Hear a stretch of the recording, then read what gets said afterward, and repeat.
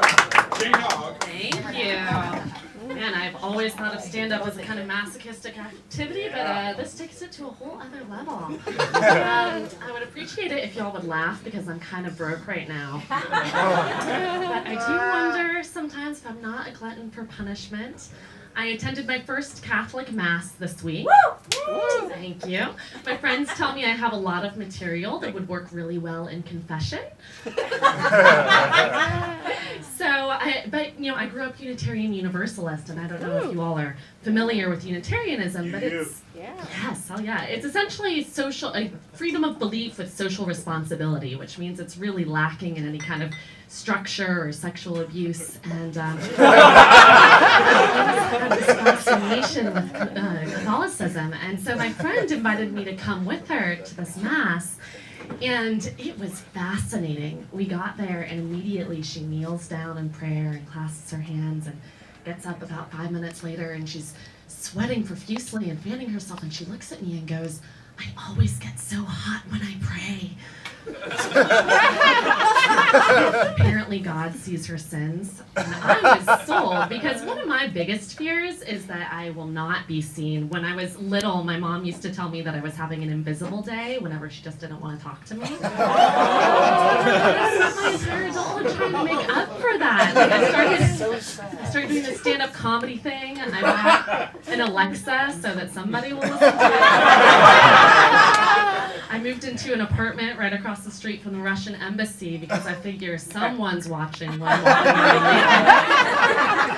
around. Which is my mom's suggestion. That's what you get when you're in your 30s and you're single. She's like, maybe you just walked around naked. A neighbor would ask you out eventually. My uncle did tell me over Christmas that I am still pretty enough to find a husband. That's what I want to do. That was sweet. I'm not entirely opposed to the idea, but I'm really bad at keeping things alive, like houseplants or my libido. This is entirely my fault. I'm a feminist, but I would say that Me Too is actually kind of ruining my sex life. I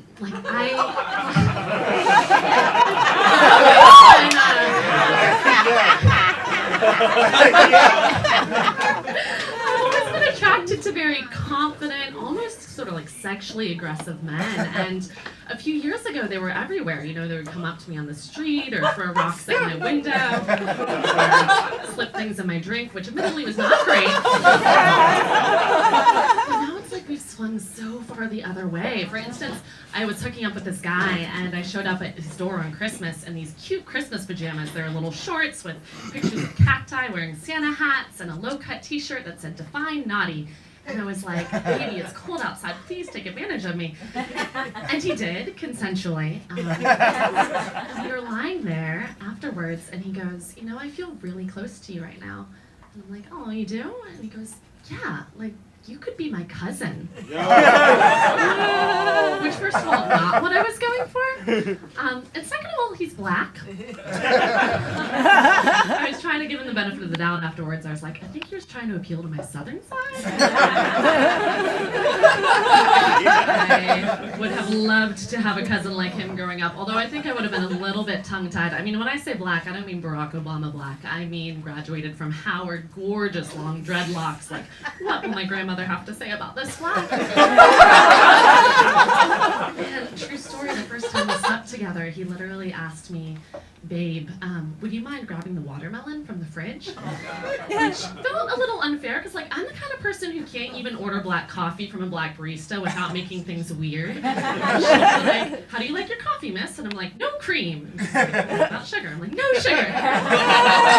"So you mean black?" And I'm like, "If that's what you want to call it." I spent New Year's Eve at CVS buying Plan B because my cousin and I were a little irresponsible. Last